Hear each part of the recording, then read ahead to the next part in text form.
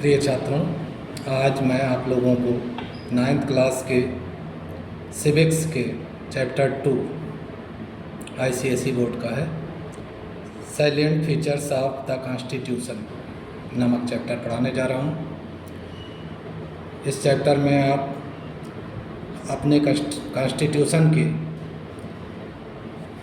विशेष और ख़ास विशेषताओं के बारे में समझेंगे, स्पेशल विशेषताओं के बारे में समझेंगे। सैलिएंट फीचर्स मतलब होता है स्पेशल फीचर्स, स्पेशल विशेषताएं, ख़ास विशेषताओं के बारे में मैं आप लोगों को बताने जा रहा हूँ। तो आप लोग ध्यान से देखें, पढ़ें, समझें और लाभ उठाएं। Salient features of the constitution. First, salient features of the constitution. First, single citizenship के बारे में आप इसमें जानेंगे। यूनिवर्सल एडल्ट फ्रेंचाइजी क्या होती है उसके बारे में आप जानेंगे। फंडामेंटल राइट्स क्या होते हैं उनके बारे में, और फंडामेंटल ड्यूटीज़ क्या हैं उनके बारे में आपको इस चैप्टर में विस्तार से समझेंगे। इससे सब पहले आप आर कॉन्स्टिट्यूशन में इन सब शब्दों के बारे में सुन चुके हैं, पर ये होते क्या हैं डिटेल में आप इनके बारे में अब यहाँ समझेंगे। तो अब हम आपको डिटेल में इन चीज़ों को बताने जा रहा हूँ, ध्यान दीजिए।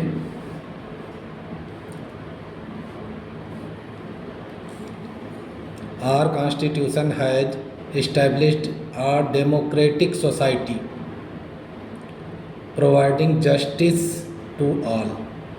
हमारा संविधान जब बन गया तो उसने एक डेमोक्रेटिक समाज की स्थापना की जो प्रोवाइड करता है न्याय टू ऑल, सभी को न्याय देता है इर्रेस्पेक्टिव ऑफ देयर सोशल और कल्चरल बैकग्राउंड। इससे उसका कोई मतलब नहीं है कि उनका सामाजिक या सांस्कृतिक बैकग्राउंड कैसा है, वो किस जाति से हैं या किस धर्म के हैं, इससे उसका कोई लेना देना नहीं है। It has many salient features. इसमें कई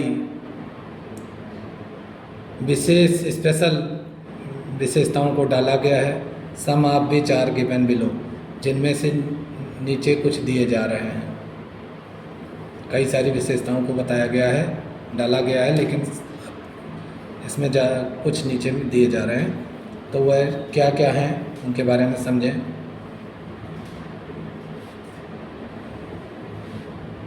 are constitution has established a single citizenship. तो सिंगल सिटीजनशिप के बारे में यहाँ है। सिंगल सिटीजनशिप क्या होती है, जैसा कि हमारे कॉन्स्टिट्यूशन में लिखा हुआ है कि सिंगल सिटीजनशिप दिया गया है सभी भारत के सभी सिटीजन्स को। तो the Indian constitution provides for a single citizenship. तो इंडियन कॉन्स्टिट्यूशन, भारतीय संविधान प्रदान करता है एक ही नागरिकता, मतलब जो कि भारत की नागरिकता होती है, मतलब भारत में रहने वाले सभी लोग भारत के नागरिक हैं। दिस मीन्स, इसका मतलब यह है that all Indians irrespective of the state of their domicile. इससे कोई मतलब नहीं कि वह किस स्टेट में रहते हैं, और द सिटीजन ऑफ इंडिया, वह भारत के नागरिक हैं। This is unlike the system prevailing in the USA। ये उससे हटकर है, जैसा कि USA में सिस्टम है। USA का सिस्टम क्या है कि वहाँ पर दो सिटीजनशिप है। Where one can be a citizen of New York. कोई एक व्यक्ति न्यूयॉर्क का भी न्यूयॉर्क स्टेट, वो न्यूयॉर्क स्टेट का सिटीजन हो सकता है, as well as an American citizen, और वो अमेरिकन सिटीजन भी हो सकता है। इन इंडिया, भारत में, a person born in Punjab, Bharat में चाहे कोई व्यक्ति पंजाब में पैदा हुआ हो, आर इन केरला या केरला में, can only B a citizen of, केवल हो सकता है एक सिटीजन कहाँ का, इंडिया, केवल वो इंडिया का सिटीजन हो सकता है।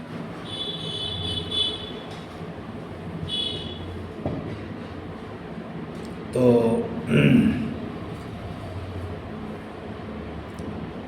And not a citizen of the state of their domicile as well, और वो अपने स्टेट का सिटीजन नहीं कहा जाएगा, नहीं हो सकता। This has been done toward of separatist tendencies and promote fraternity and unity among the people. ऐसा इसलिए किया गया है जिससे कि सेपरेटिस्ट टेंडेंसी ख़त्म हो कि हम अलग होकर के दूसरे राज्य में चले जाएंगे या फिर राज्य अलग हो सके। ये टेंडेंसी जो लोगों की मानसिकता होती है वो ख़त्म हो जाए, और इससे प्रमोट होगा फ्रैटर्निटी एंड यूनिटी, मतलब सभी लोग एक होने की भावना सब में आएगी और एकता की भावना उनमें पनपेगी अमंग द पीपल, भारत के सभी लोगों में। बाय द सिटीजनशिप, जो सिटीजनशिप अमेंडमेंट हुआ, बाय द सिटीजनशिप अमेंडमेंट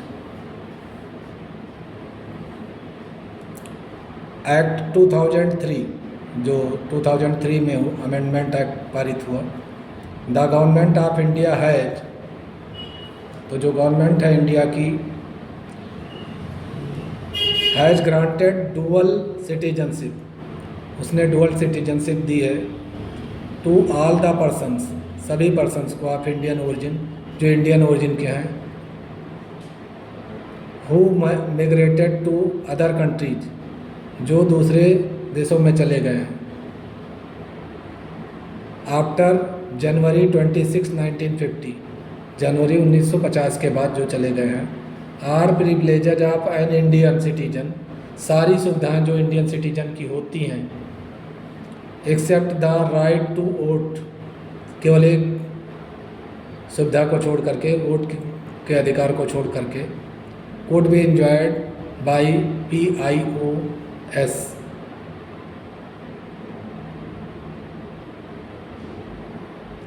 तो इंडियन ओरिजिन के जितने भी लोग हैं वो सब एंजॉय कर सकते हैं। प्री इंडियन ओरिजिन के जितने भी लोग हैं उन सबको ये प्रिविलेज उपलब्ध है, खाली वोट देने की सुविधा नहीं मिली है। अब बात आती है universal adult franchise. Universal adult franchise क्या है, तो इसमें आप देखेंगे, this means that all persons of 18 years of age, कि सभी लोग जो 18 साल से ज़्यादा की उम्र के हो चुके हैं,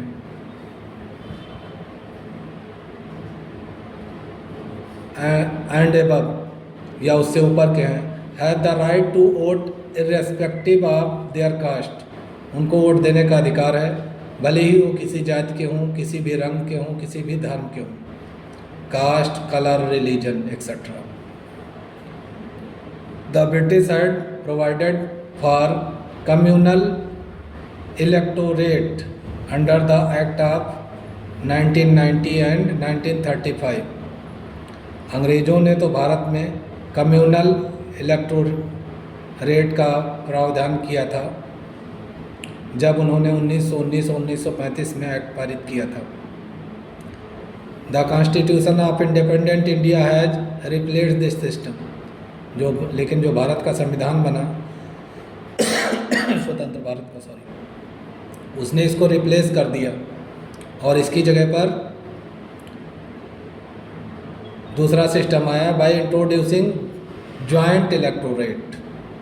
जॉइंट इलेक्टोरेट का इंट्रोड्यूस किया कि चाहे जिस जात धर्म के लोग हों वो वोट देंगे और उनको वोट देने का अधिकार है। अकॉर्डिंग टू दिस सिस्टम, इस सिस्टम के आधार पर resident voters of the constituency, जो कॉन्स्टिट्यूंसी के रेसिडेंट वोटर्स हैं, have to vote for the, सभी को वोट करना होता है फॉर द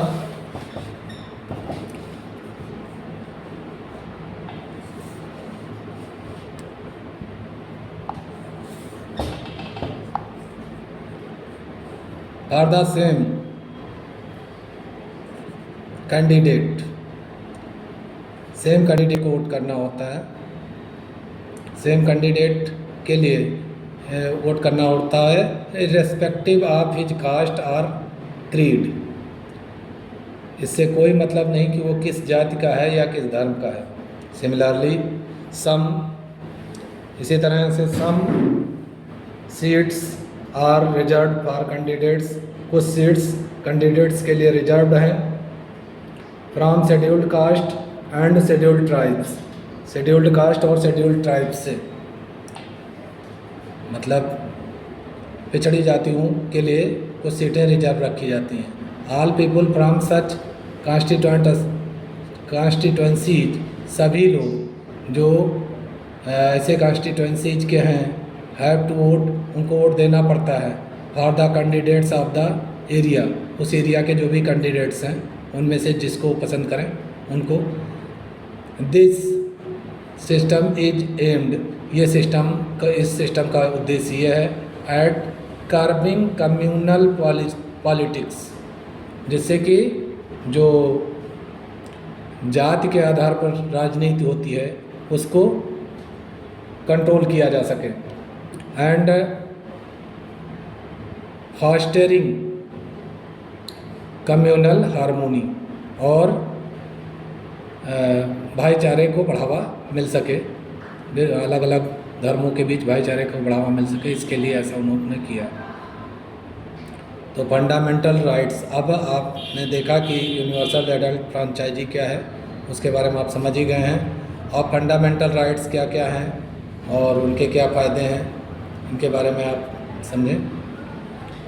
तो fundamental rights, the fundamental rights are basic human rights, जो फंडामेंटल राइट्स हैं, जैसा कि उनका नाम है फंडामेंटल,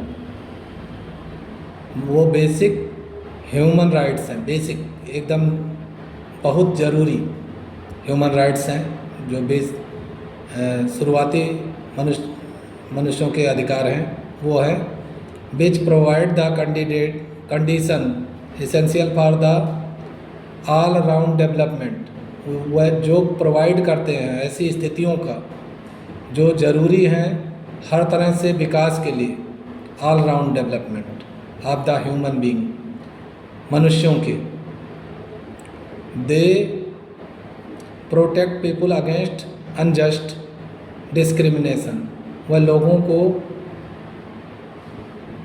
गैर अन्यायपूर्ण जो भेदभाव होता है उससे बचाते हैं। Among members of the community, जो कम्युनिटी यानी समाज के जो मेंबर्स हैं उनके साथ जो अन्यायपूर्ण भेदभाव होता है उससे बचाने के लिए ऐसा किया गया है। They don't make distinction between human beings, उन्होंने मनुष्य के बीच भेदभाव नहीं किया बेस्ड ऑन रेस, जाति, कलर या फिर सेक्स, जाति, कलर या फिर औरत या पुरुष में भेदभाव नहीं किया, धर्म में भेदभाव, धर्म के आधार पर भेदभाव नहीं किया, और अदर सच कंसिडरेशंस, या फिर ऐसे किसी दूसरे मामले में बिना भेदभाव किए सबको समान अधिकार प्राप्त हैं। तो they give recognition to dignity, और वह डिग्निटी को रिकॉग्निशन देते हैं, मतलब डिग्निटी को बढ़ावा देते हैं, and equality of all human beings, और हर मनुष्य बराबर है कानून के सामने, इस बात को बढ़ावा देते हैं। The fundamental rights are given in part 3, जो फंडामेंटल राइट्स दिए गए हैं पार्ट 3 में of the constitution of India, Bharat के कॉन्स्टिट्यूशन में के 3rd पार्ट में जो फंडामेंटल राइट्स दिए गए हैं, they are classified into the following categories, उनको निम्नलिखित कैटेगरीज में बांटा जा सकता है। वह कौन कौन सी कैटेगरीज हैं तो जो पहली कैटेगरी है, द राइट टू इक्वलिटी, मतलब समानता का अधिकार। समानता का अधिकार आर्टिकल 14 से 18 के बीच में दिया गया है। समानता का अधिकार संविधान के आर्टिकल 14 से 18 के बीच दिया गया है। ये याद करने वाली बात है, थोड़ा ध्यान दें। The success of Indian democracy largely rests on the right to equality. जो सफलता है भारतीय प्रजातंत्र की, इंडियन कास्ट डेमोक्रेसी की, वो बहुत हद तक, लार्जली रेस्ट्स, बहुत हद तक इसी पर आधारित है, on the right to equality, on the right to equality, समानता के अधिकार पर, ऑफ सिटीजन्स, नागरिकों के समानता के अधिकार पर ही आधारित है। The right to equality has political, जो राइट टू इक्वलिटी है इसका राजनीतिक, सामाजिक, पॉलिटिकल, सोशल एंड इकोनॉमिक, इसके इकोनॉमिक कंपोनेंट्स हैं। अब वो कौन कौन से हैं उनको, उनमें थोड़ा सा विस्तार से बताने के लिए हेडिंग्स में डिवाइड किया गया है। इक्वालिटी बिफोर लॉ, पहली बात, समानता किन किन चीज़ों में है, मतलब कानून के सामने समानता है, ठीक है। Equality before law, article 14 guarantees, जो आर्टिकल 14 है, जैसा कि अभी ऊपर हमने बताया कि 14 से 18 तक राइट टू इक्वलिटी का प्रावधान किया गया है। तो जो आर्टिकल 14 में इस बात की गारंटी दी गई है, both equality before law as well as equality in the protection by law, दोनों मामलों में कानून के सामने पर समानता और उसके साथ ही साथ कानून से प्रोटेक्शन पाने का में भी समानता, irrespective of economic status. Economic status से कोई मतलब नहीं होगा, मतलब कि कोई धनी है या गरीब है, इससे उसका कोई मतलब नहीं। अगर उसको सरकार से सुरक्षा की आवश्यकता है, कानून से सुरक्षा की आवश्यकता है, तो उसे सुरक्षा दी जाती है, चाहे वो जिस विकास की उसका इकोनॉमिक स्टेटस चाहे जैसा हो, गरीब हो या अमीर हो, कास्ट चाहे जो हो, कलर चाहे जो भी हो, गोरा हो या काला हो, क्रीड, रिलीजन, धर्म उसका चाहे जो हो, या फिर सेक्स चाहे जो हो, चाहे वो मेल हो या फीमेल हो या फिर कॉमन जेंडर हो, सबको जो है कानून के सामने समानता का अधिकार है। Practice of any kind of discrimination on these accounts, इन किसी भी मामलों में किसी तरह का भेदभाव, accounts make it a punishable offence, अगर किसी के साथ भेदभाव किया जाता है तो ये एक दंडनीय अपराध घोषित किया गया है संविधान में। इसी अधिकार के तहत राइट टू इक्वलिटी, इसी राइट के आधार पर इक्वलिटी बिफोर लॉ के अंतर्गत ये चीज़ दिया गया है। और आर्टिकल 15 में प्रोहिबिट्स, जो आर्टिकल 15 है वो prohibits discrimination on ground mentioned in article 14, उस पर तो मनाही करता है। प्रोहिबिट्स माने मनाही करता है, रोक लगाता है, जो भेदभाव होता है किसी भी ग्राउंड पे, जो पीछे अभी हम बता चुके हैं, जो आर्टिकल 14 में है। एग्जाम्पल के लिए डिसमिशन टू एजुकेशन, एजुकेशनल इंस्टीट्यूशंस, मतलब कि कोई भी एजुकेशनल इंस्टीट्यूशन किसी को जाति, धर्म या फिर रंग या इकोनॉमिक स्टेटस या फिर जेंडर के आधार पर, लिंग के आधार पर कि मेल है या फीमेल है के आधार पर डिसमिस नहीं कर सकता, मतलब उसे स्कूल से निकाल नहीं सकता। अलॉटमेंट आप शॉप्स, दुकानों इत्यादि के अलॉटमेंट में भी भेदभाव नहीं कर सकता। Had to be made without discrimination, बिना भेदभाव किए करना होता है। मेंशनड इन आर्टिकल 14, जितना भी आर्टिकल 14 में जितनी चीज़ें बताई गई हैं उनके आधार उनमें कोई भेदभाव नहीं किया जा सकता। दिस इंश्योर्स, यह इस बात को इंश्योर करता है, पक्का करता है सोशल एंड इकोनॉमिक इक्वलिटी। इससे सामाजिक और आर्थिक समानता प्राप्त हो जाती है। और इसके अलावा इक्वलिटी ऑफ अपॉर्चुनिटी, मतलब मौका मिलने के में भी समानता का अधिकार है। मतलब हर किसी को हर पद पर पहुंचने या हर काम करने का मौका दिया जाएगा। यह आर्टिकल 16 में लिखा है। यह आर्टिकल 16 प्रोवाइड करता है फॉर इक्वलिटी ऑफ अपॉर्चुनिटी, मौक़ों में समानता मिलना, फॉर ऑल सिटीजन्स, सभी नागरिकों को, in matters relating to the employment, किसी भी एम्प्लॉयमेंट के मामले में, किसी भी रोजगार के मामले में, इन एन ऑफिस, किसी भी ऑफिस में, अंडर द सेंट्रल और स्टेट गवर्नमेंट, चाहे वो सेंट्रल गवर्नमेंट की ऑफिस हो या स्टेट गवर्नमेंट की ऑफिस हो, हर जगह हर किसी को मौका मिलता है इसी कानून के आधार पर। जो आर्टिकल 16 में लिखा है समानता का अधिकार, इसी के आधार पर चाहे वो सेंट्रल सरकार की का ऑफिस हो, मतलब केंद्र सरकार का ऑफिस हो या राज्य सरकार का ऑफिस हो, उन्हें उसमें सरकारी नौकरियां मिलने का अधिकार, सभी को अधिकार प्राप्त है। It prohibits any sort of discrimination, ये हर तरह के भेदभाव पर रोक लगाता है।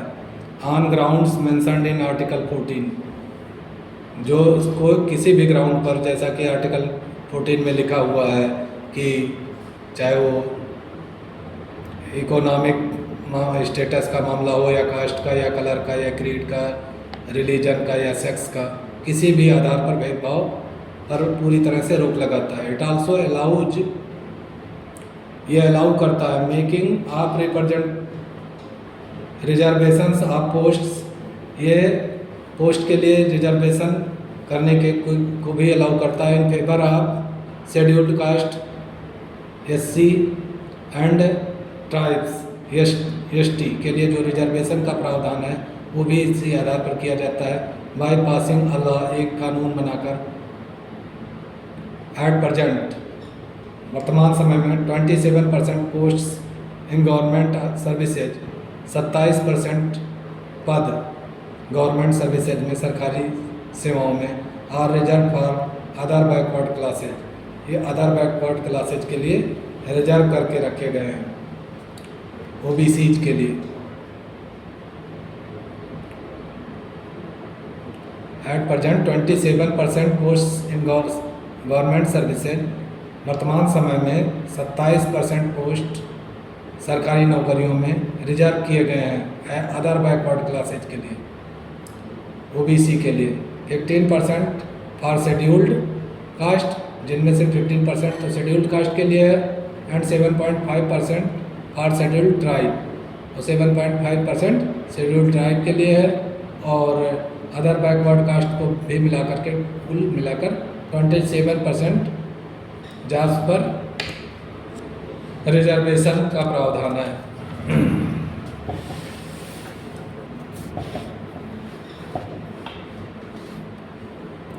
रिजर्वेशन तो अभी आपने देखा कि 27% सरकारी नौकरियों में रिजर्वेशन की व्यवस्था की गई है। तो ये हो गया। अब उसका C पार्ट, समानता का जो C पार्ट है, समानता के अधिकार के पार्ट्स के बारे में हम आपको व्याख्या कर रहे हैं, विस्तार से बता रहे हैं। अब अबोलिशन ऑफ अनटचेबिलिटी, अनटचेबिलिटी को ख़त्म करना, अबोलिशन ऑफ अनटचेबिलिटी। आर्टिकल 17 जो है अबोलिश करता है, समाप्त करता है अनटचेबिलिटी को, छुआछूत की भावना को। And it's practice in any form, और इसका होना चाहे वो जिस भी रूप में हो, any person prevailing the other form entering a place of public, कोई भी व्यक्ति जो दूसरे जाति का है, entering a place of public worship, जो है कि पब्लिक वर्शिप में अगर वो जा रहा है, are using a public well, या फिर कोई सार्वजनिक कुएं का इस्तेमाल कर रहा है या पब्लिक ट्रांसपोर्ट का इस्तेमाल सिस्टम का इस्तेमाल कर रहा है, can be punished by law. तो जो प्रिवेंट करता है, कोई भी व्यक्ति जो रोक लगाएगा द अदर फ्रॉम, दूसरे को, किसी भी कोई भी व्यक्ति जो दूसरे व्यक्ति को रोक लगाएगा एंटर करने में, किसी भी पब्लिक वर्शिप प्लेस पे घुसने से रोकेगा, या यूजिंग अ पब्लिक वेल, या कोई सार्वजनिक कुआं का इस्तेमाल करने में रोक लगाएगा, या फिर पब्लिक ट्रांसपोर्ट मतलब बस ट्रेन इत्यादि में चढ़ने में रोक लगाएगा, वो can be punished by law, उसको कानून द्वारा सज़ा मिल सकती है।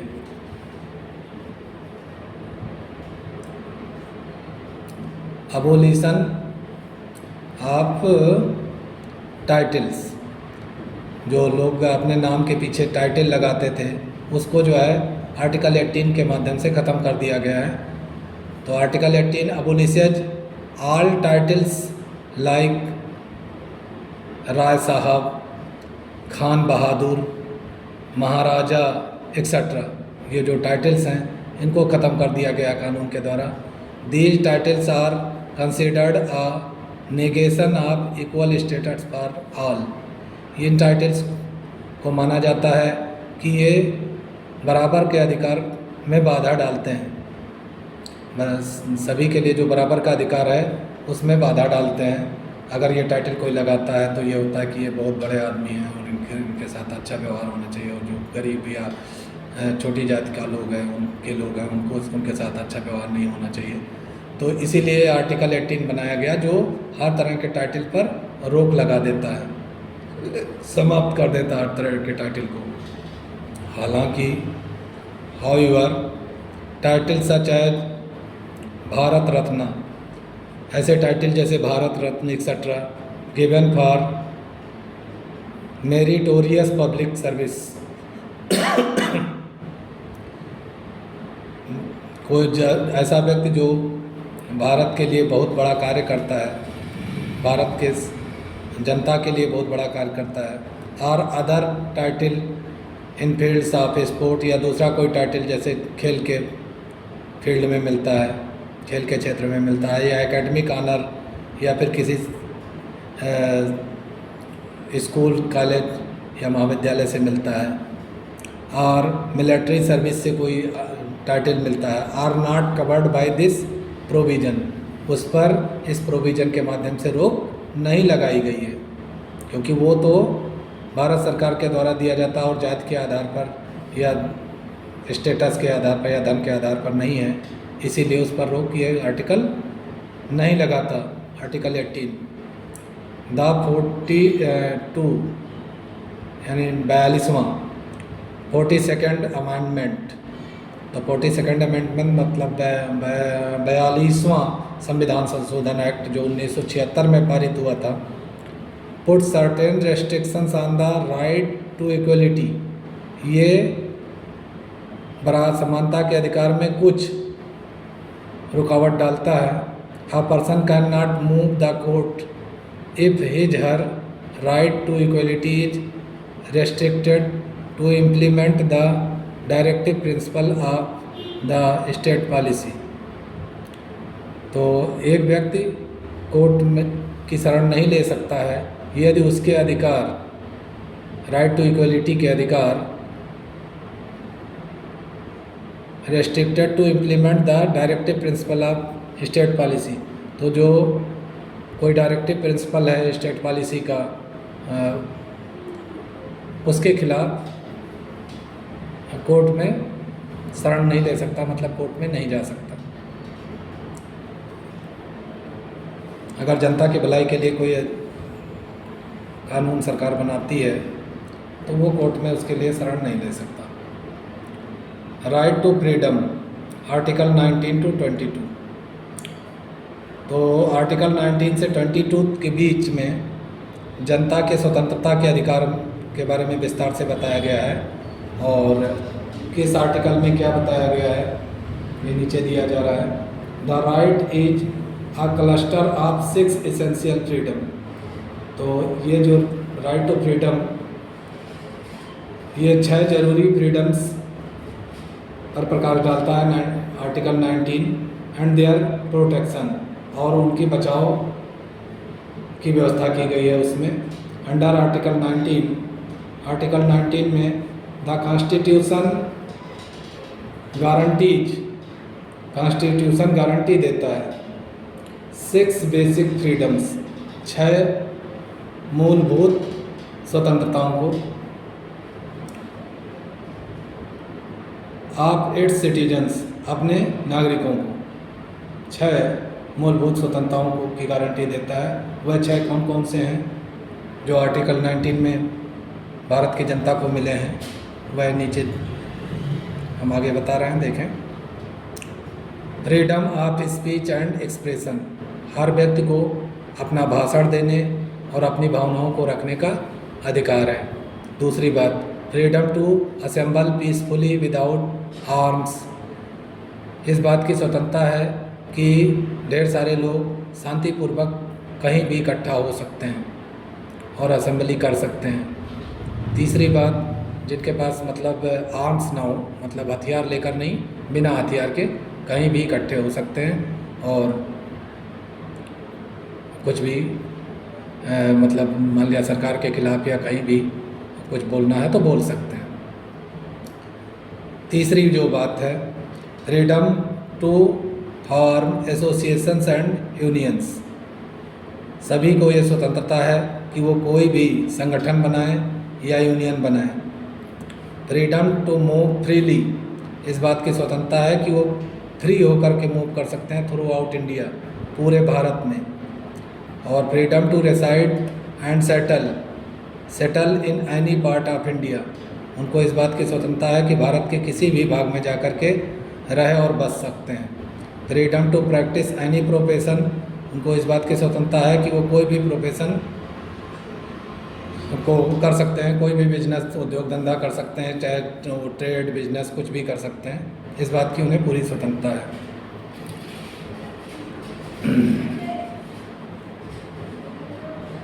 There is no specific provision in our constitution, हमारे कॉन्स्टिट्यूशन में कोई ऐसा स्पेसिफिक प्रोविजन नहीं किया गया है guaranteeing the freedom of the press, जो प्रेस की स्वतंत्रता को की गारंटी लेता हो। Because freedom of press is include, क्योंकि जो फ्रीडम है प्रेस के फ्रीडम की बात है वो शामिल है in the wider freedom of expression, जिसमें एक्सप्रेशन की स्वतंत्रता दी गई है ना, तो उसी के अंतर्गत प्रेस भी स्वतंत्र है कि वो अपनी बात लिख सकता है, सरकार के खिलाफ भी लिख सकता है। Which is guaranteed bye article 19, जिस बात की गारंटी आर्टिकल 19 देता है। द कॉन्स्टिट्यूशन रेस्ट्रिक्ट करता है, रोक लगाता है द स्टेट, राज्य सरकार को, from enacting laws which could curtail these freedoms, ऐसा कोई भी कानून सरकार नहीं बना सकती जिसके कारण इस तरह किसी भी इसमें से किसी भी स्वतंत्रता का हनन हो, मतलब कि इसके इस तरह की किसी भी स्वतंत्रता में बाधा पड़े। But at the same time, लेकिन ठीक इसी समय, इट डज नॉट मीन, इसका मतलब ये नहीं हुआ that the state can not make laws for the public goods, कि जनता की भलाई के लिए कानून नहीं बना सकता, और for protection of interest of, या फिर उन लोगों के फ़ायदे के लिए कानून नहीं बना सकता, मतलब ट्रेड और प्रोफेशन के फ़ायदे के लिए कानून नहीं बना सकता, इसका ये मतलब नहीं हुआ।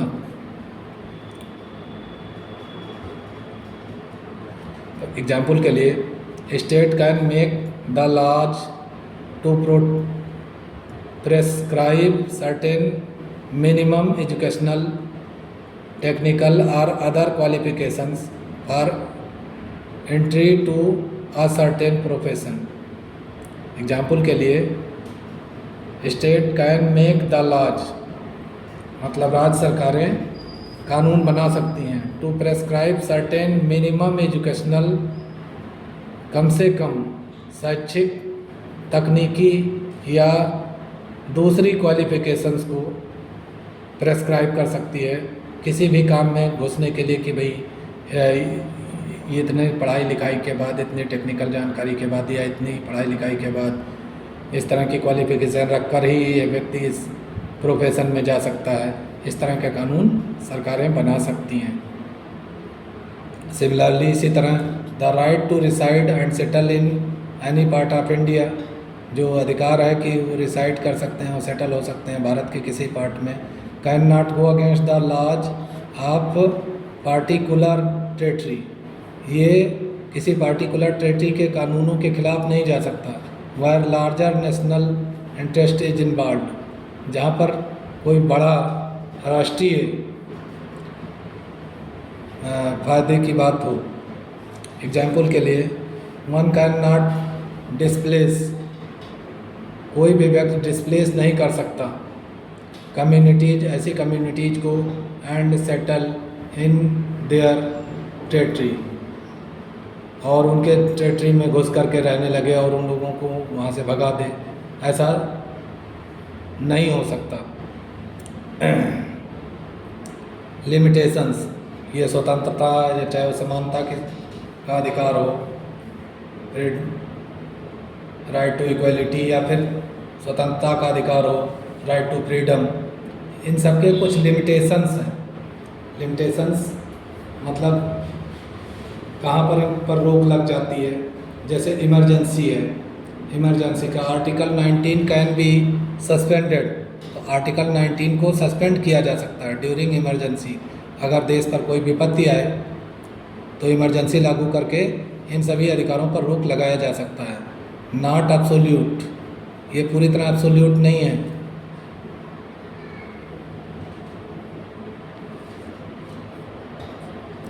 The security of the state and national interest, देश की सुरक्षा या फिर राष्ट्रीय फायदे के लिए, बीइंग ऑफ पैरामाउंट इंटरेस्ट, कोई बड़ा फायदे की बात हो। Reasonable restrictions could be imposed, तो कारण सहित रोक लगाया जा सकता है। On the implementation of this right, इस राइट के इम्प्लीमेंटेशन पर, मतलब इस राइट के को आगे बढ़ाने में पर रोक लगाया जा सकता है अगर कोई विशेष कारण हो तो।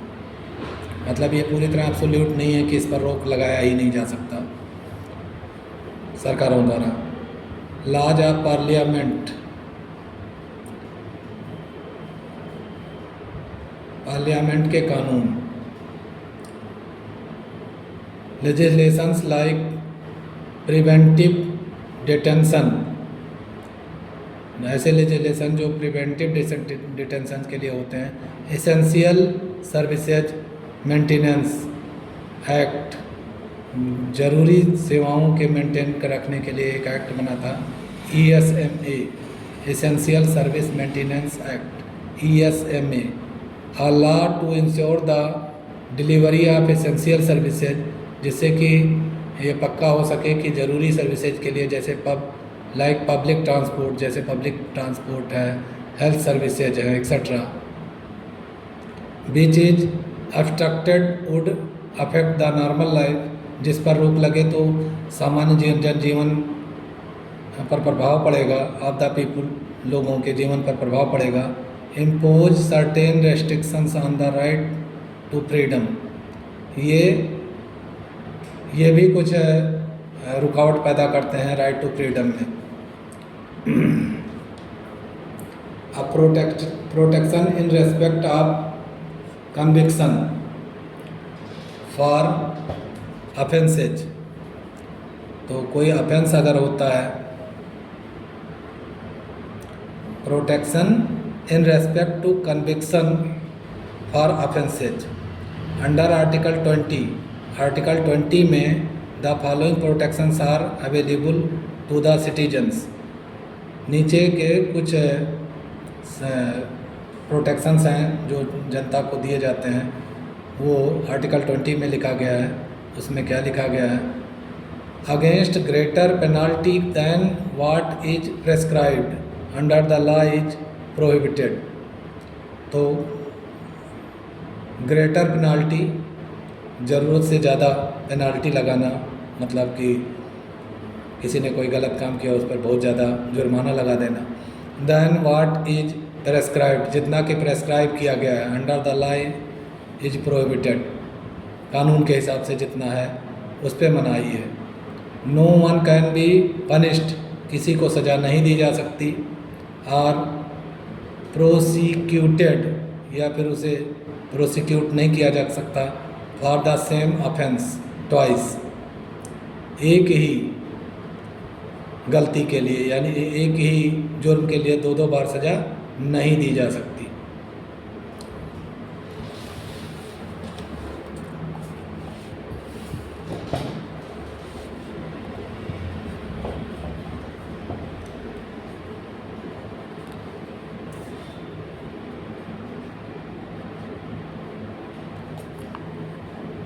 A person cannot be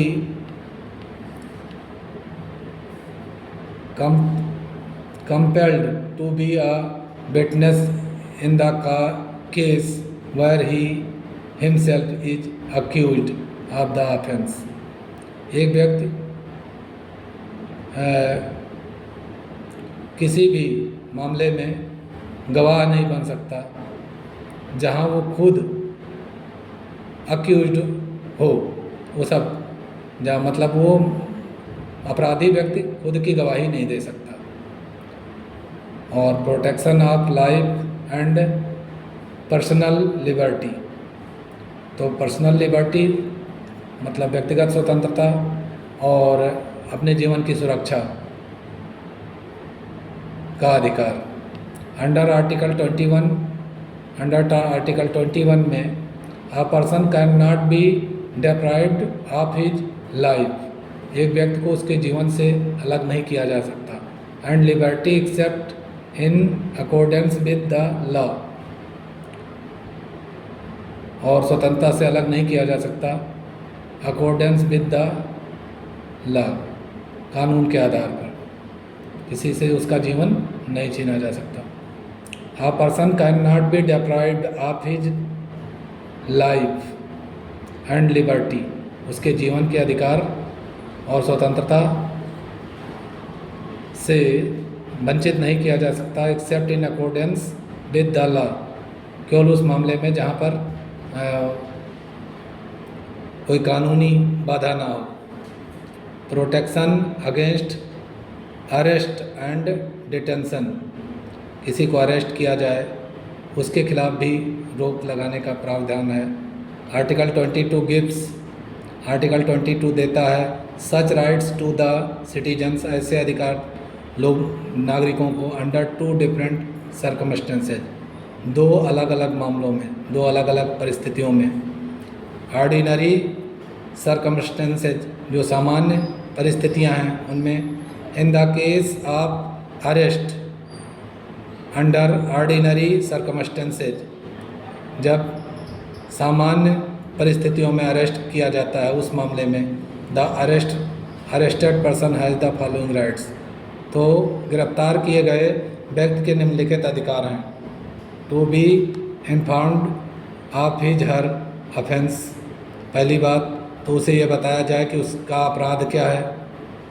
दूसरा, to be presented before a magistrate, और उसे मजिस्ट्रेट के सामने लाया जाए विद इन 24 आवर्स, 24 घंटे के अंदर उसको मजिस्ट्रेट के सामने लाना है। From the time of arrest करने के टाइम से 24 घंटे के अंदर उसे मजिस्ट्रेट तक पहुंचाना जरूरी है। सच अ पर्सन, ऐसा व्यक्ति can not be kept in custody, ऐसे व्यक्ति को कस्टडी में नहीं रखा जा सकता फॉर मोर दैन 24 आवर्स, 24 घंटे से ज़्यादा, without the permission of magistrate, बिना मजिस्ट्रेट के परमिशन के। अब अगर मजिस्ट्रेट का परमिशन हो जाता है तो कई दिनों तक भी रखा जा सकता है, लेकिन बिना मजिस्ट्रेट के परमिशन के 24 घंटे से ज़्यादा कस्टडी में नहीं रखा जा सकता।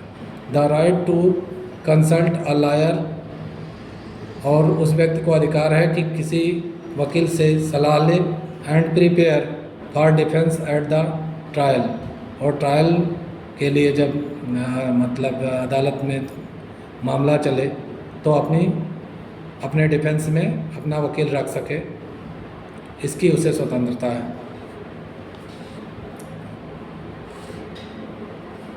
अब राइट टू इंफॉर्मेशन, जो इंफॉर्मेशन का अधिकार है उसके बारे में बताएंगे। सूचना का अधिकार, एक नया अधिकार मिल गया है भारतीय जनता को, RTI, right to information, RTI।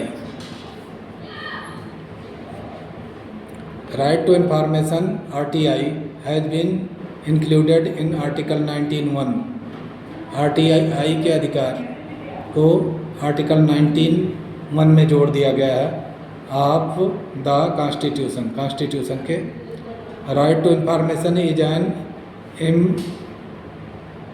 Implied fundamental right, ये इम्प्लाई किया हुआ फंडामेंटल राइट है, मतलब जो अब जारी हो चुका है ऐसा फंडामेंटल राइट है।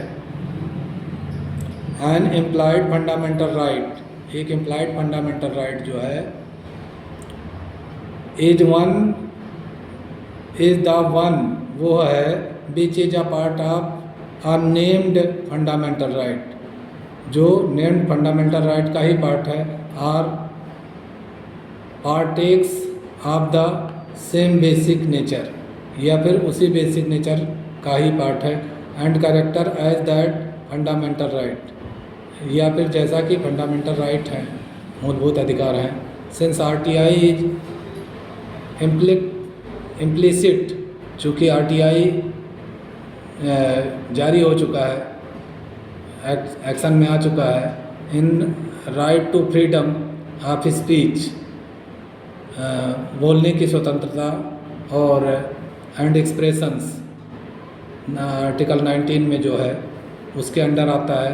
It is an implied fundamental right, तो ये इम्प्लाइड फंडामेंटल राइट बन गया।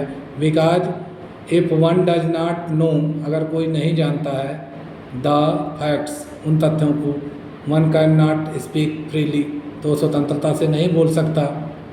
The right to information act came into force, right to information act जो है वो फोर्स में आया ऑन अक्टूबर 12, 2005, अक्टूबर 12 अक्टूबर 2005 को इसको लागू कर दिया गया। This act gives the citizens of India the right to, ये एक्ट जो है भारतीय नागरिकों को देता है, किस चीज़ का अधिकार देता है, seek and receive information from the government से इंफॉर्मेशंस प्राप्त कर सकता है, एंड अदर पब्लिक अथॉरिटीज, या फिर कोई दूसरे पब्लिक अथॉरिटी हैं तो उनकी भी सूचनाओं को प्राप्त कर सकता है। आस्क देम सर्टेन क्वेश्चंस, उनसे कुछ प्रश्न पूछ सकता है। तीसरी बात है take copies including certified copies और ऑफ द डॉक्यूमेंट, और उनके कापीज ले सकता है, मतलब उनका फ़ोटोकॉपी प्राप्त कर सकता है जिस पर वहाँ के अधिकारी का सिग्नेचर हो, सर्टिफाइड किया गया हो कि हाँ ये बात सही है, हम ये सूचना दे रहे हैं। इंस्पेक्ट डॉक्यूमेंट्स, और डॉक्यूमेंट्स का निरीक्षण कर सकता है। टेक सैंपल ऑफ मटेरियल्स के सैंपल ले सकता है। Any citizen can file an application, कोई भी व्यक्ति एक एप्लीकेशन फाइल कर सकता है अंडर RTI एक्ट के अंतर्गत with the public information officers, public information officers से, PIOs से,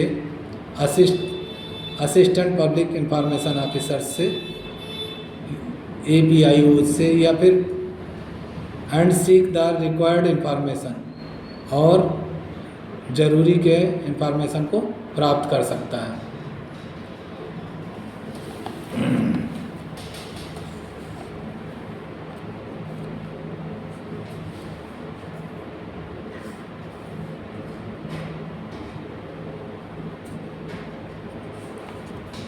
Supreme Court declares Supreme Court declare करता है right to privacy a fundamental right. Supreme Court के द्वारा डिक्लेयर किए हुए कुछ अधिकार बन गए हैं, जैसे कि राइट टू प्राइवेसी मतलब कि व्यक्तिगत प्राइवेट अपनी बातों को प्राइवेट रखने का अधिकार है, फंडामेंटल राइट है एक। ऑन अगस्त 24, 2017 अगस्त 24, 2017 को the Supreme Court of India के सुप्रीम कोर्ट ने डिक्लेयर किया द राइट टू प्राइवेसी के राइट को डिक्लेयर किया एज अ फंडामेंटल राइट। इसको फंडामेंटल राइट के रूप में डिक्लेयर कर दिया। A right to privacy a fundamental right, इसके बारे में समझें।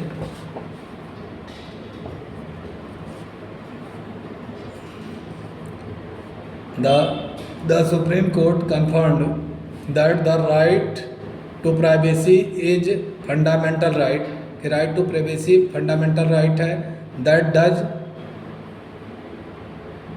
not need to be separately articulated, जिसको अलग से आर्टिकल बनाने की ज़रूरत नहीं है, but can not need to be separately but can be derived, लेकिन लिया जा सकता है फ्रॉम आर्टिकल 14, 19 एंड 21 से ऑफ द कॉन्स्टिट्यूशन के। It is a fundamental right, ये एक मूलभूत अधिकार है अबाउट ऑल इंफॉर्मेशन, सभी सूचनाओं के बारे में, ऑफ अ पर्सन, एक व्यक्ति की, and the choice that he she makes, और जो भी चॉइस वो लेता है, जो भी वो डिसीजन लेता है। इट प्रोटेक्ट्स एन इंडिविजुअल, ये एक व्यक्ति को बचाता है from the scrutiny of the state in their home, तो कि उनके घर में स्क्रूटनी ना किया जाए, मतलब उनके घर में घुसकर हर चीज़ की छानबीन ना की जाए। आप देयर मूवमेंट्स, उनके कि वो कहाँ जा रहे हैं, and over their reproductive choices, कि कितना वो किस चीज़ का रिप्रोडक्ट करेंगे। चॉइस ऑफ पार्टनर्स, या मतलब कि वो कितने बच्चे पैदा करेंगे, या फिर किसको अपना जीवन साथी बनाएंगे, या किसको अपना पार्टनर बनाएंगे, फूड हैबिट्स उनकी क्या है, ठीक है। तो ये इन सब पर कोई जो है रोक नहीं लगा सकता, ये फंडामेंटल राइट का ही है भाग है। मतलब प्राइवेसी, राइट टू प्राइवेसी मतलब व्यक्तिगत स्वतंत्रता प्राप्त है प्राइवेसी का। Not an absolute right, it is subjected to reasonable restrictions, और ये जो राइट है, राइट टू प्राइवेसी, ये एब्सोल्यूट राइट नहीं है। ये जो है अगर इस पर अगर कोई रीजनेबल रेस्ट्रिक्शन की ज़रूरत है तो राज्य सरकारें या केंद्र सरकार उस पर रेस्ट्रिक्शन लगा सकती है।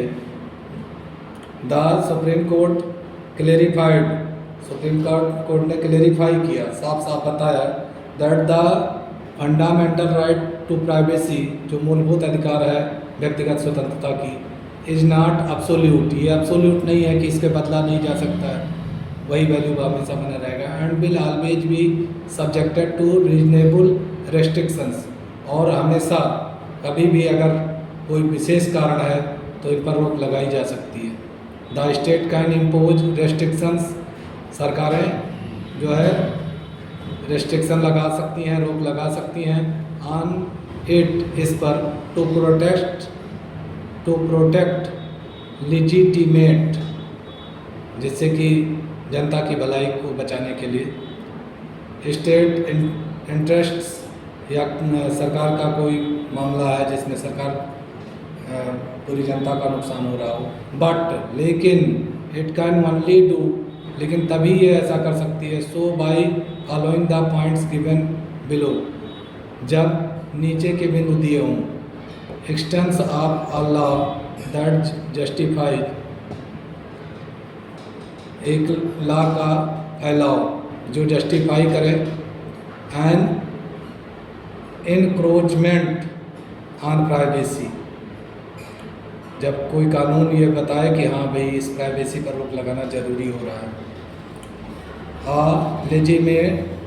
Legitimate state need that ensures, तो लेजिटिमेट स्टेट की नीड जो इस बात को इंश्योर करे that the nature of this law falls within the zone, इस लॉ का जो नेचर है वो उस जोन में पड़ रहा है फॉर रीजनेबलनेस, कारण के जो जिसके कारण हो किसी स्वतंत्रता पर लगाने के लिए, और जब मतलब रीजनेबल कारण हो, and without arbitrary state action, बिना आर्बिटरी स्टेट एक्शन के, the means adopted by the state are proportional to the objects, तो जो मीन्स जो साधन अडॉप्ट किए गए हैं स्टेट द्वारा वो प्रोपोर्शनल हैं उस ऑब्जेक्ट के, and needs sought to be fulfilled by the law, और इसको कानून के द्वारा पूरा करना जरूरी है।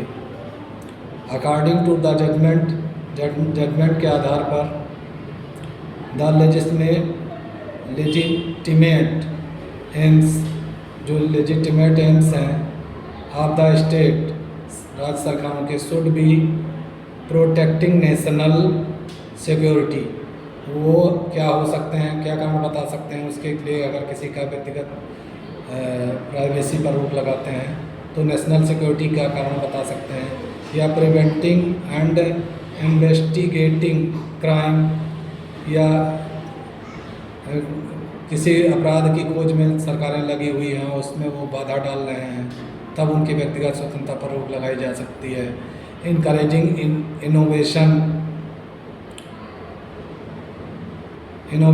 आविष्कार को इनकरेज करने के लिए अगर ज़रूरी है, and the spread of knowledge, या नॉलेज के फैलने में बाधा डाल रहे हैं, या preventing the dissipation of social welfare benefits, या फिर प्रिवेंट कर रहे हैं, रोक लगा रहे हैं जो सोशल वेलफेयर के बेनिफिट्स हैं उस पर कोई बाधा डाल रहे हैं, तो किसी के प्राइवेसी पर भी रोक लगाई जा सकती है, राइट टू प्राइवेसी पर भी रोक लगाई जा सकती है। व्हाट प्राइवेसी इंक्लूड्स, प्राइवेसी में क्या क्या शामिल है।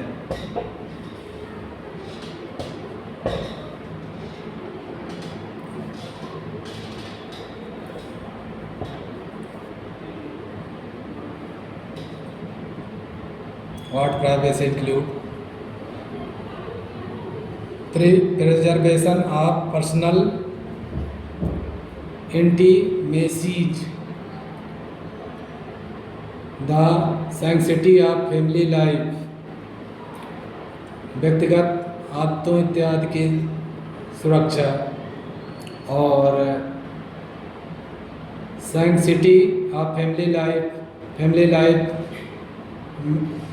को जो है छिपा के रख में कोई बाधा नहीं डाल सकता। मैरिज, शादी किससे कौन करेगा, और प्रोक्रिएशन, होम, घर के मामलों में, या सेक्सुअल ओरिएंटेशन, या फिर सेक्सुअल ओरिएंटेशन के मामले में स्वतंत्रता प्राप्त है हर किसी को प्राइवेसी का।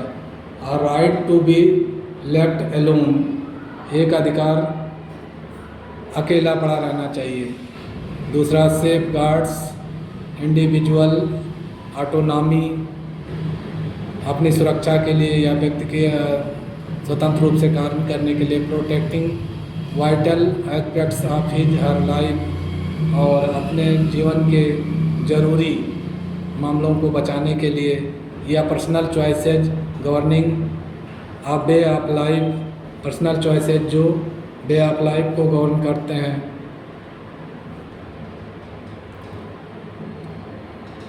Personal choices governing a way of life, personal choices जो वे ऑफ लाइफ को गवर्न करते हैं। और इंट्रिंसिक टू प्राइवेसी, या प्राइवेसी के लिए जो ज़रूरी है।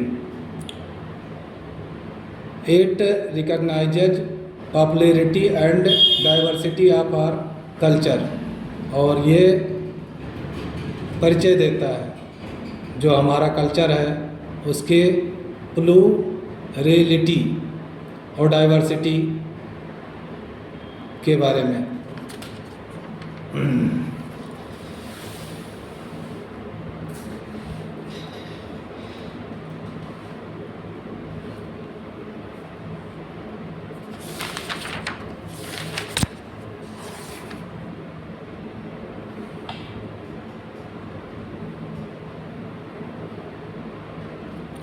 तो अब आज यहीं तक, इस वीडियो में हम यहीं तक बता रहे हैं। इसके बाद बाकी बचा पार्ट हम अगले वीडियो में आप सभी को बताएंगे, एक्सप्लेन करेंगे। आप लोग लाइक, शेयर और सब्सक्राइब करें जिससे दूसरों को भी इसका लाभ प्राप्त हो सके। धन्यवाद।